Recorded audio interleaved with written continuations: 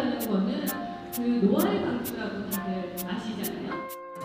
맛의 방주는 멸종의 위기에 놓인 좋은 먹을거리를 찾아내 널리 알리기 위한 슬로푸드 협회의 프로젝트입니다. 2017년 11월 22일 현재 전 세계 4,623개 품목이 맛의 방주에 등재됐고 우리나라는 70개 품목을 올렸습니다. 운명처럼 다가왔죠, 맛의 방주라는 것이. 종자라는 거는 현실이 아닙니다. 미래입니다. 누구든지 먹는 사람이 없으면 음식은 이렇게 존재가 할 수가 없잖아요.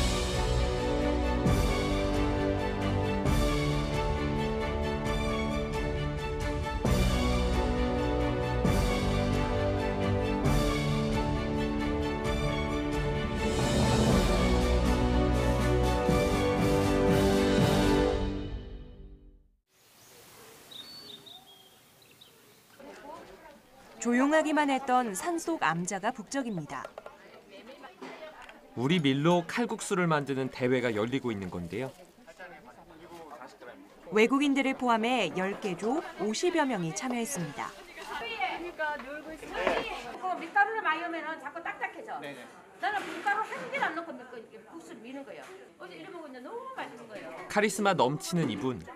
국내외 음식 다큐멘터리에 자주 소개돼 유명해진 정관 스님인데요. 음식을 통해 인연을 맺고 소통하는 걸 즐기는 분이란 걸 알 수 있습니다.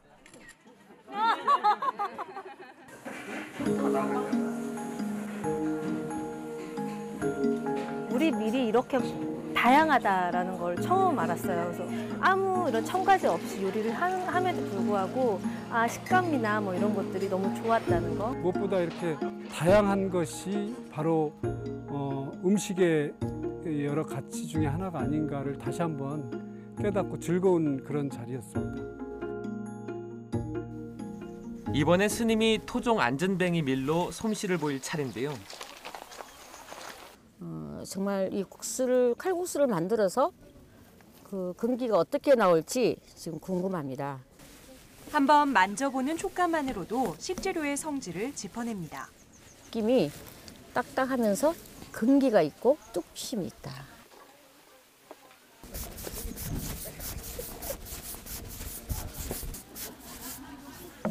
한참 만에 종이장처럼 얇고 큰 원이 만들어졌습니다.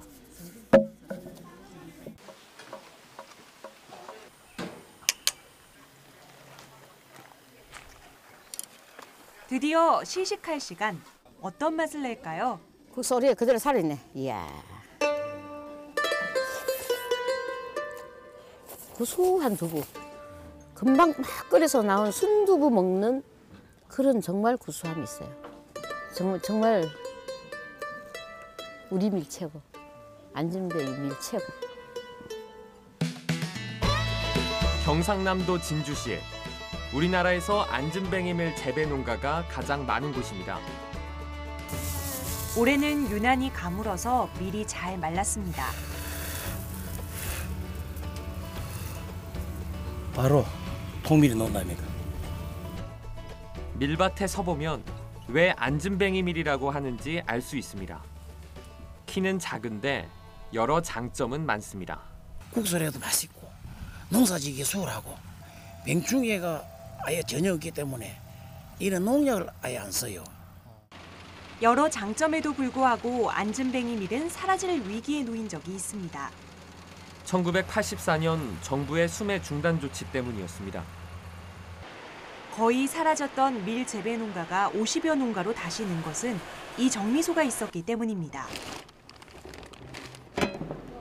큰 고비를 넘기고 세상의 관심도 늘었지만 안전뱅이 밀의 위기는 여전히 진행형입니다. 기계나 사람이나 나이가 들어 힘들어합니다. 80년, 100년 전에 쓰던 거 쓰니까 조그만 개하고 수동으로 일하고 있습니다. 밀을 말리고 저장할 기반 시설이 부족한 것도 문제입니다. 우리는 9% 말려야 된다. 그러나 조미청에서 안 돼.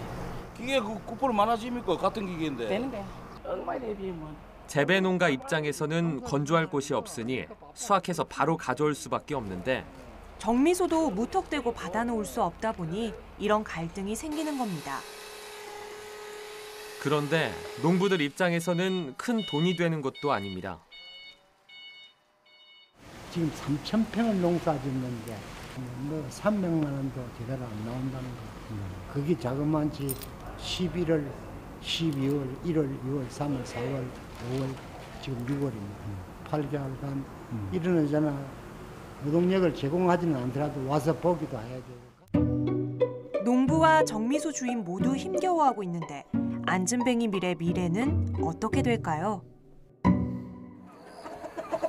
경기도 파주의 한 닭 사육 농장. 닭들이 저마다 자태를 뽐냅니다.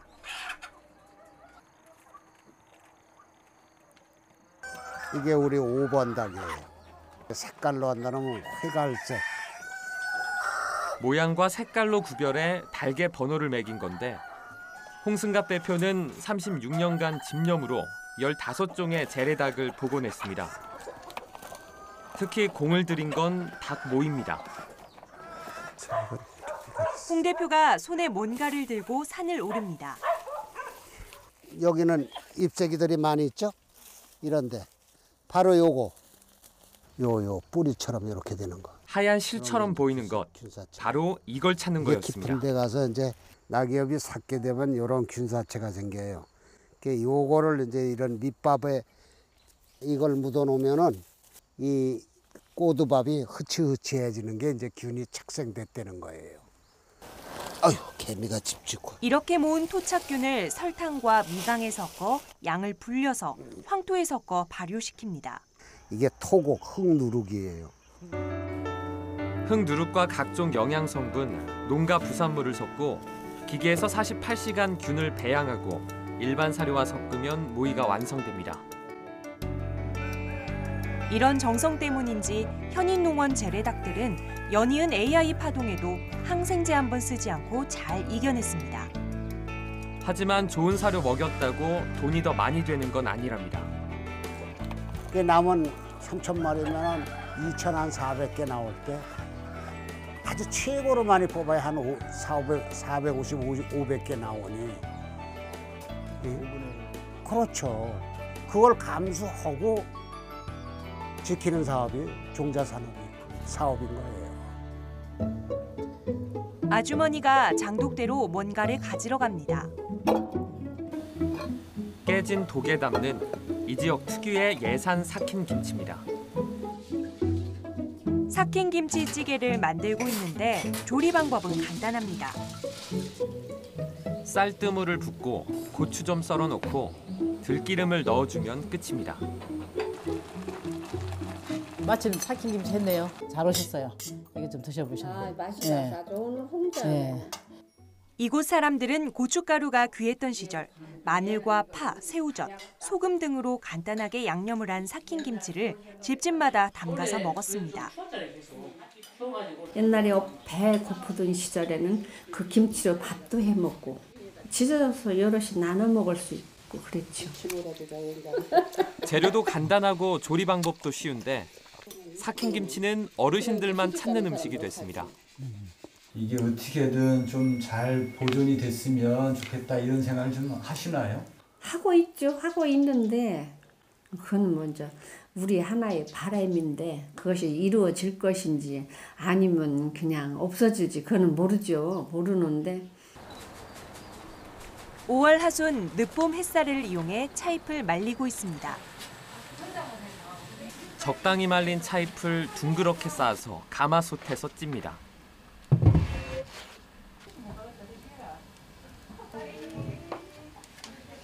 그리고 다시 햇볕에 말리고 절구에 찢습니다.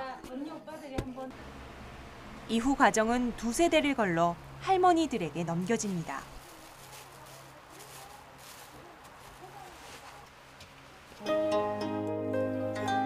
옛날 돈, 엽전처럼 생겼다고 해서 돈차라 불리는 전통차는 이렇게 만들어집니다. 이후에도 열흘 이상 자연 건조, 반년 이상 발효라는 긴 시간이 지나야 차로 마실 수 있습니다. 돈차는 기록상 1000년이 넘는 역사를 갖고 있는데요. 하마터면 없어질 위기에 놓이기도 했습니다. 이 차를 만들어서 왕실에다 납품을 해야 하고 그 자식들한테 이렇게 배불리 그 곡식을 먹일 수가 없으니 이 차 만드는 곳이 애물단지였어요. 장흥에서는. 취재팀이 산을 오릅니다. 아 저기 보이시네. 우리 아줌들 지금 저기서 다니라고. 저기 보이네. 안녕하세요. 차 따시는 거예요?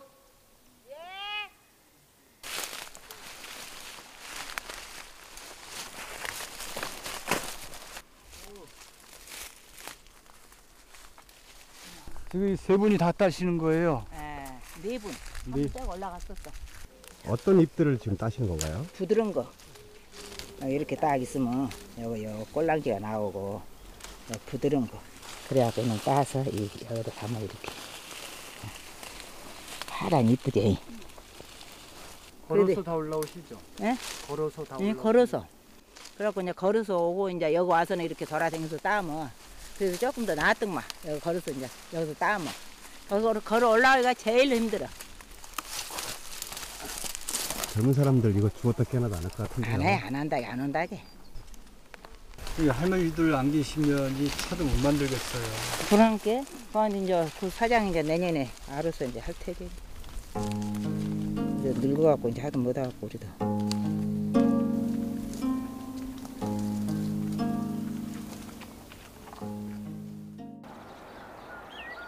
취재팀이 어르신 한 분과 맛의 방주에 오른 물고기를 찾아 나섰습니다. 을무늬. 이 지역 분들은 효자고기라고 부르는 물고기인데요. 여기는 언제 와보셨어요? 오늘 말고는? 여기 온 지가 3년이 넘네요. 예. 구경이나 했으면 좋겠어요. 그래도 아쉬움에 그리고 혹시나 하는 마음에 오랜만에 나선 건데요. 여기 많이 돌아다니는 애들 뭐예요? 피리지 뭐.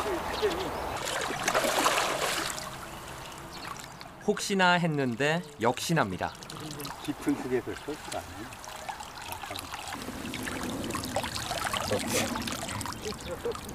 뜨지 놀래서. 그럼 자기를 큰 기대를 한 건 아니지만 계속 허탕을 치니 기운이 빠집니다. 없습니다. 그런데 말입니다. 김태기요. 아니네. 을무늬 새끼인데? 을무늬 새끼예요? 예. 새끼인데? 을무늬 새끼예요? 예. 을무늬 새끼가 을무늬 새끼가 나왔어. 고대하던 을무늬를 찾으니 웃음꽃이 핍니다. 열심히 해봐야 되겠네요. 한 마리 기네요. 한 마리 있죠? 예. 어느 건가요? 이거. 딱 알아보시네요, 한님. 예. 이거 새끼죠? 예, 새끼예요. 다 크면 그냥 천료들하고 이제 동네 사람들이 보면은 별로 할 일이 없으니까 와가지고서 이제 그때 고기도 구했었나 그렇게 맛있었어요. 학계에서는 을무늬를 민물 검정 망둑이라 하는데요. 논산 지역 하천뿐만 아니라 삼척과 부안 등에서도 발견됩니다. 하지만 을무늬에 대한 애착은 이 지역 주민들을 따를 수가 없습니다. 멸종된 줄만 알았더니 네가 이렇게 있어가지고 반가웠다. 어쨌든 살려줄 테니까 많이 번식해서 효자고기가 천대 만대 가도록 효자고기 영원히 전해다오. 잘 살아라. 번식 많이 하고. 많이 날아. 수령이 150년쯤 된 감나무입니다. 음력 8월에 나온다고 해서 8월시, 파라시라 불리는 감입니다. 항상 이거 다니면서 감옥시를 주워 먹었어요. 다른 감은 안 주워 먹어도 이 감은 주워 먹었어요. 그 이 동네에도 이 나무 말고도 또 저런 같은 나무들이 있었나요? 네, 몇 그루 있었죠. 몇 그루 있었어요. 네. 먹을 게 흔한 세상이다 보니 돌보지 않아 저절로 죽고 베어버려서 동네에 한 그루만 남았습니다. 파라시를 다시 입에 오르내리게 한 김분호 씨인데요. 특히 애들한테. 맛의 방주라는 기구에 올리면 그것이 영원히 사라지지 않고 앞으로 이제 유지되면서 후손들에게 이렇게 계승해 줄 수 있는 그러한 기구다라고 해서 나무는 찾아냈지만 무슨 일을 해야 할지 막막하던 차에 전문가를 만나게 됐습니다. 맛있어 맛있긴. 다른 데서는 이 밀수감이라기도 해요. 꿀밀자를 써가지고 꿀처럼 달고 물이 많은 밀수감. 맛은 좋은데 보관 좀 어렵겠네요. 그렇죠. 이게 일찍 떨어지고 그다음에 맛은 좋은데 그런 점이죠. 그런 점에서 이제 경제성이 낮다. 경제성도 낮고. 크기는 작고 일찍 열려서 빨리 떨어져 버리고 경제성도 낮고. 여러 단점으로 사라질 위기에 놓인 파라시를 구해낼 방법은 없을까요? 영원한 장점이 없고 영원한 단점도 없다는 게 답이었습니다. 우리가 밥만 먹고 살지는 않았습니까? 작은 거 한 입에 다 먹고 이런 것들은 보통 보면 한 입에 먹을 수 있도록 씨가 없으면 적으니까 좋고, 둘째는 수정가라든지 이런 것들은 작게 들어가잖아요. 그런 거에서도 쓸 수도 있는 거고. 정식 명칭이 떡쑥인 이 식물을 나주 지역에서는 제비쑥이라 불렀습니다. 옛 어른들은 이걸로 떡을 해먹었습니다. 제비쑥떡은 어른들 기억에만 남아 있었는데 이렇게 다시 맛볼 수 있게 됐습니다. 그런데 제비쑥떡은 왜 사라질 뻔했을까요? 지금은 논이나 밭이나 농약을 하기 때문에 제비쑥이 농약에는 바로 죽어버립니다. 가장 큰 어려움은 제비쑥을 구하는 겁니다. 들에서는 충분한 양을 구할 수 없고 사서 쓸 수 있는 재료도 아니니까 방법은 한 가지. 아쉬운 사람이 직접 재배하고 뜯어다 쓰는 겁니다. 제가 나주시 읍면동을 다 산이고 밭이고 들이고 돌아다니면서 그 모종을 조금씩 해가지고 일군 밭입니다. 음식이 세대 간에 단절이 되는 것 같아요. 그러니까 어르신들이 먹던 음식이 50년, 60년 전에 이미 없어지기 시작했고 지금 젊은이들은 그걸 전혀 모르고 있거든요. 팥으로 메주를 순대도 고지 듣는다라는 속담 들어보셨죠? 남의 말을 지나치게 믿는다는 뜻이죠. 바꿔 말하면 팥으로 메주를 순다는 건 순 거짓말이란 얘기입니다. 그런데요, 팥으로도 메주를 씁니다. 아, 잘 떴네요. 팥메주 만드는 과정을 좀 볼까요?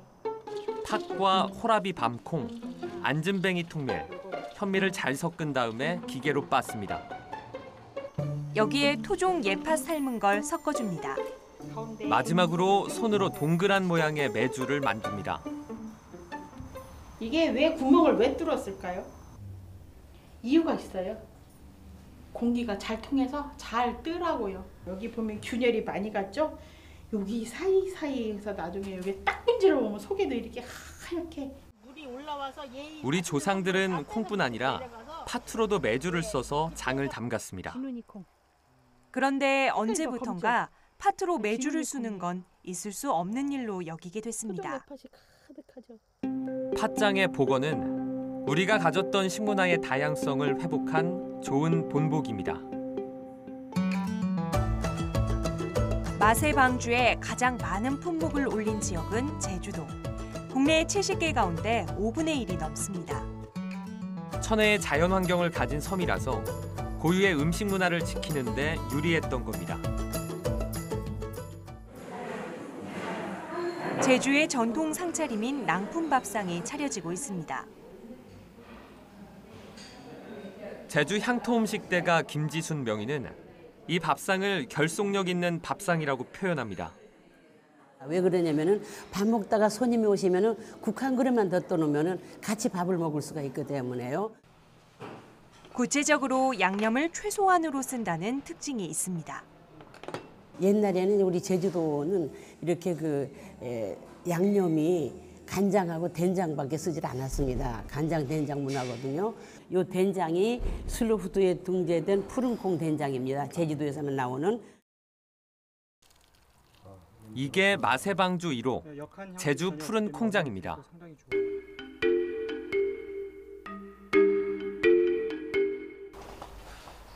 장이 만들어지는 과정은 주재료인 콩과 미생물, 그리고 서귀포 지역의 바람과 온도의 합작품이라 할 수 있습니다. 그 미생물들에게 우리가 잔치상을 차려주는 거나 마찬가지예요. 엄청나게 정성스럽게 잔치상을 잘 차려주면은 걔네들이 그 좋은 환경 속에서 기분 좋게 그렇게 해서 만든 거기에 발효물질들을 저희가 다시 먹는 거죠. 이 특징이 약간 뭐 서귀포 사람들은 푸른 콩을 푸른 독세기 콩이라 불렀습니다. 그런데 독세기가 무슨 뜻일까요? 독은 닭이라는 제주도 말이고요. 세기는 새끼, 그래서 닭 새끼 뭘 같아요? 달걀. 그러니까 푸른색을 띠는 달걀 모양의 콩이란 뜻인데요. 그런데 다른 이름도 있습니다. 푸른 콩이 여기서는 장콩이라고 불렀고 장할 땐 당연히 그걸로 하는 거라고 알고 자랐었던 거죠. 제주 푸른 콩장은 마세방주 등재 이후 위상이 달라졌습니다. 저희가 정말로 그냥 하잘것도 없던 장에서 갑자기 의미 있는 장으로 변하기 시작했고요. 그리고 저희를 존중하기 시작했어요. 그 가치를 모를 뻔했던 것들에 대해서 의미를 부여해 주었던 거잖아요. 문 닫았어요. 나가버려. 넓은 축사에 검은 돼지들이 몰려다닙니다. 제주 재래 흑돼지입니다. 그런데 겉모양이 일반 돼지와는 아주 다르네요. 덩치도 크지 않습니다. 족발 많이 드시잖아요. 그게 한번 비교해 보십시오. 4분의 1도 안 됩니다. 아주 가늘어요. 다음에는 토종돼지는 엉덩이가 없습니다. 밋밋해요. 사육 환경도 일반 돼지 키우는 곳과는 아주 다릅니다. 수놈과 어미, 새끼 가리지 않고 함께 키우고 있고 바닥엔 소나무 부순걸 깔았습니다. 다 좋은데요. 수지 타산이 안 맞는다는 단점이 있습니다. 90년도 초에 재래 흑돈 보존회라고 단체를 설립했었는데 19명이 지금까지 유지되는 건 저 한자뿐입니다. 어르신은 소망이 하나 있습니다. 제주도에 이런 농가가 한 100군데, 200군데만 있다면 제주도에서 이게 큰 지역 그 토산품 상품이 되지 않겠냐. 삶은 꿩을 들고 조심스럽게 뼈와 살을 분리하고 있습니다. 이거는 매번 하시던 분만 하셔야 됩니다. 이 뼈가 많이 들어가서 마지막에 고기를 이렇게 넣어서 꿩엿을 만드는 한 과정입니다. 옛날 제주 사람들이 기력이 없을 때 찾았던 보양식입니다. 제주도는 이렇게 동물성을 넣어서 단백질 공급만 하고 약으로 했었던 것을 전부전 엿이라는 이름을 붙였습니다. 그래서 꿩엿이 됐고요. 언제든지 단 것을 구할 수 있는 세상이 되면서 꿩엿의 설자리는 점점 좁아지고 있습니다. 주재료인 꿩을 구하기 힘들어진 것도 꿩엿이 사라지는 이유 중에 하나입니다. 그 꿩농장 사장님한테 듣기로는 한 200군데, 300군데 정도 있었답니다. 근데 지금은 딱 2군데밖에 안 남았습니다. 그래서 이제 꿩을 8년 전부터 좀 이제 연습하고 키우고는 있는데 상당히 어렵습니다. 다음 날 새벽 2시, 꿩엿 공장엔 불이 환하게 켜져 있습니다. 이 시간 할 일은 찹쌀로 죽을 끓여서 식힌 다음 엿기름을 넣어 찹쌀에 있는 당분을 뽑아내는 겁니다. 기계화를 했지만 들이는 시간과 정성은 변함이 없습니다. 22년을 지켜온 가업이라 어렵게 꾸려가고 있지만 앞으로가 걱정입니다. 만약에 제가 문을 닫게 되면 이제 앞으로 누군가는 안 할 것 같아요. 왜냐하면 이게 아무래도 경제적으로는 큰 이득이 없는 그 사업이기 때문에.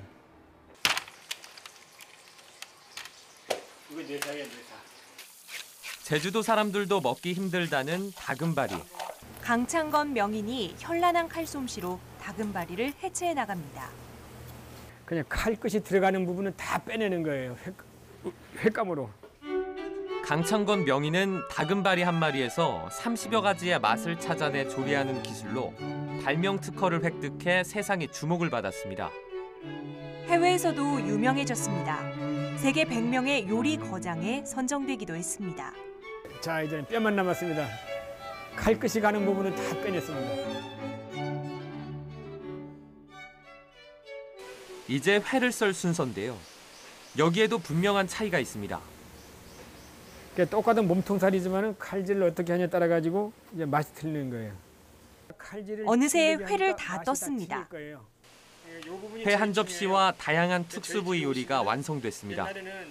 이거 눈 밑에 쌀이에요. 다크서클 해냈는데. 조리사는 스승사자를 써줍니다. 조리사자 한자로. 스승사자를 써주는 거는 조리사는 사람이 후배를 남기고 사람이 인재를 키우라는 거예요. 생명이 책임진다. 어민들이 낚시로 잡은 다금바리를 사들여 장기간 키우면서 다양한 연구를 하는 곳입니다. 자연에서 처음에 잡아올 때는 한 4kg에서 5kg짜리를 잡아와서 저희가 여기서 10년 이상 키우면서 지금 이렇게 한 30kg 이상 이렇게 큰 것들입니다. 자세히 관찰하기 위해 수중 카메라를 수조에 넣어봤습니다. 외관상으로는 이렇게 암컷이랑 수컷이 이렇게 구분하기가 힘듭니다. 수컷들은 이렇게 수조 한 공간 안에 넣어놓으면은 수컷들끼리 싸워서 몸에 좀 상처들이 있습니다. 그래서 또 다른 수조로 옮겼습니다. 다금바리는 크기별로 구별을 해 따로 키우고 있습니다. 큰 놈이 작은 녀석을 공격하기 때문이랍니다. 지금 여기는 가장 까다로운 애들이 사는 곳입니다. 자아들이 있는 그 수조인데요. 치어는 들어보셨죠? 치어보다 어린 단계가 자어입니다. 지금 앞에 까맣게 보이는 게 눈이고요. 해양 환경이 빠르게 바뀌면서 다금바리 어획량은 크게 줄었습니다. 이런 상황에서 이곳 연구원들의 노력은 어민들에게 큰 힘이 되고 있습니다. 마을 어르신들이 총동원돼 해녀들이 건져온 해산물을 손질하고 있습니다. 혹시 오분자기가 있나 들여다보니 순 성게뿐입니다. 바닥에 지진해도 없어요. 있는 건 뭔가요? 있는 거 이거. 예전에는 하루 들어가시면 몇 마리씩 건지셨어요? 몇 마리가 아니고 키로당. 예전에는 많이 잡혔는데 안 잡히는 거예요? 예. 그 이유가 뭘까요? 모르겠어요.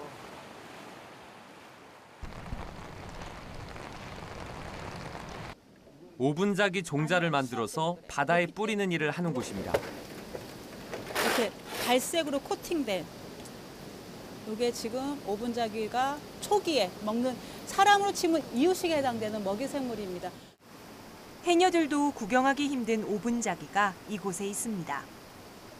씨를 받으려고 힘들게 구해온 겁니다. 오분자기 하면 옛날에는 굉장히 그냥 돌만 이렇게 뒤집어도 있었을 정도로 많았었습니다. 90년대 때는. 근데 이게 2000년도 들어서면서 자원량이 급감하기 시작했어요. 1995년 159톤이었던 오분자기 생산량은 2015년엔 4톤으로 줄었습니다. 가장 큰 문제는 토사 유입이 큽니다. 전복이나 오분자기류는 그 껍질에 호흡공에 구멍이 뚫려 있는 게 있어요. 그럼 그 호흡공으로 숨을 쉬어야 되는데 이 토사가 이걸 막아버리는 거예요. 그러면 숨을 쉬지 못하고 죽게 되고. 울릉도에서 유일하게 평지를 이루는 이곳에서도 마세방주 품목들을 만날 수 있습니다. 붉은색의 이 감자가 울릉도 홍감자입니다. 올해는 많이 가물었고 시기도 일러서 크기가 작네요. 다른 농가에서도 많이 심나요? 많이 안 심어요. 이게 굵은 감자 흰 감자 저는 것보다 이게 조금 소출이 조금 적어요. 어디를 가나 토종은 이런 대접을 받는군요. 이번엔 또 다른 맛의 방주입니다. 줄기와 잎, 뿌리가 백합처럼 생긴 선말날입니다. 옛날에는 이걸 밥에다가 섞어갖고 그 울릉도에서는 옛날에 살이 없어갖고 옥수수하고 감자하고 이거하고 섞어가 그래 밥을 해요. 배고팠던 시절 허기를 달래줬던 선말나리는 아껴 먹어야 하는 귀한 음식이 됐습니다. 엄마가 선말날 이렇게 쪄주는 날은 우리 생일 같은 그런 기분이었어요. 어이구 잘 됐네. 선말나리가 다 쪄졌습니다. 잘 익었어요. 예. 아유 옛날 우리 엄마 해주던 맛이 나네. 홍감자도 다 익었습니다. 정말 속이 노랗고 맛있어 보입니다. 가을 되면 달 겁니다. 울릉도 칡소 농장입니다. 이거는 한 3개월 줄무늬 호랑이 같은 이제 줄무늬가 있는 게 이제 특징입니다. 그리고 여기 이제 코를 보면 이 비경이라 하는데 칡소는 이렇게 검은 반점이 있다든지 까만색이다든지 이제 그런 게 다릅니다. 2006년 한우 300만 마리 중에 칙소는 400마리밖에 남지 않았습니다. 멸종 위기였는데요. 바로 이 무렵 울릉도는 칙소를 늘려나가는 일에 착수했습니다. 이런 노력으로 한두 마리로 시작한 울릉도 칙소는 400마리까지 늘었습니다. 널린 게 약초라서 울릉도 칙소는 약소로 불리며 특산품으로 인정받고 있습니다. 하지만 성공 이후 곧바로 위기가 왔습니다. 네, 젊은 사람들이 이제 칙소 사육에 지금 의욕을 보이지 않고 있습니다. 다른 이제 명이나물이라든지 이런 좋은 작목들이 갑자기 그 곽강을 받고 있으니까 8년째 칙소를 키우는 박용상 씨. 판로가 좋을 것 같아서 시작했는데 지금은 마지못해 키우고 있다고 합니다. 그 키우시는데 어려움 같은 거 있습니까? 어려움 많죠. 어떤 어려움이? 이거는 전부 다 뭐 기계로 할 수 있는 과정이 안 되다 보니까 전부 손을까 뭐 풀도 비야 되고 뭐 등기 뭐 이제 기계로까지 저단을 해야 되고 그런 일이 있고.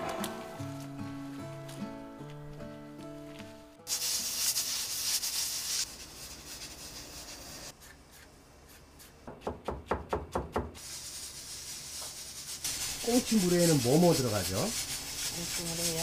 예. 꽁치물에가 뭐 들어가나.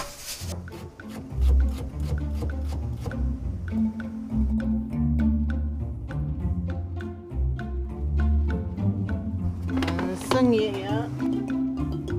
아, 침이 고이는데요. 울릉도에서는 오징어만큼이나 흔한 게 꽁치였는데요. 지금은 구하기조차 어려워졌습니다. 저동에 거물로 잡는 배가 한 적이 있었는데 외국 사람 하나 태우고 잡았는데 이제 그것도 뭐 좀 고기가 없다네.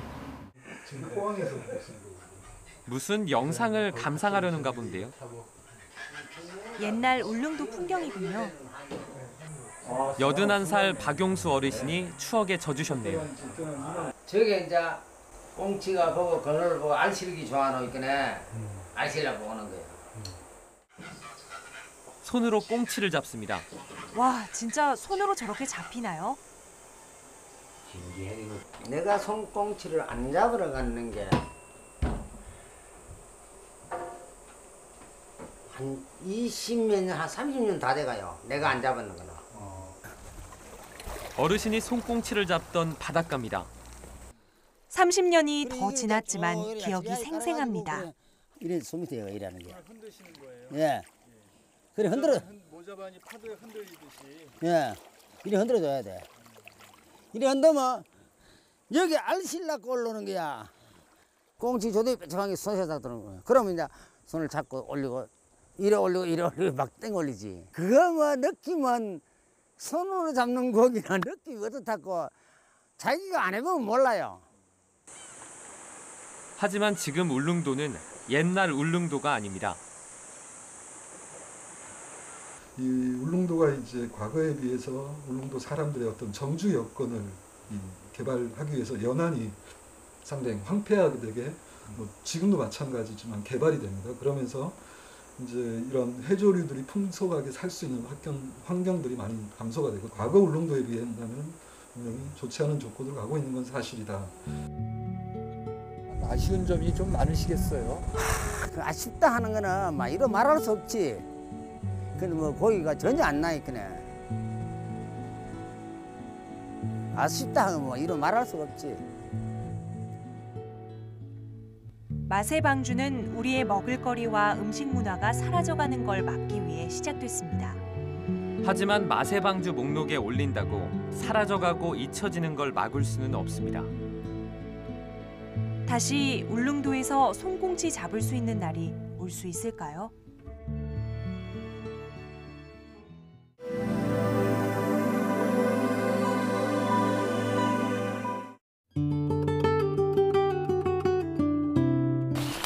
모는 솜씨가 별로라서 어르신이 지가 대는 솜씨가 별로라서. 아, 그런 게 환상의 호흡인데요.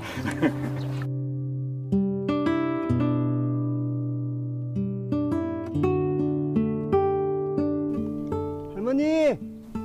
저희 갈게요. 네, 잘 가시오. 네. 조심하세요. 네. 잘 가요.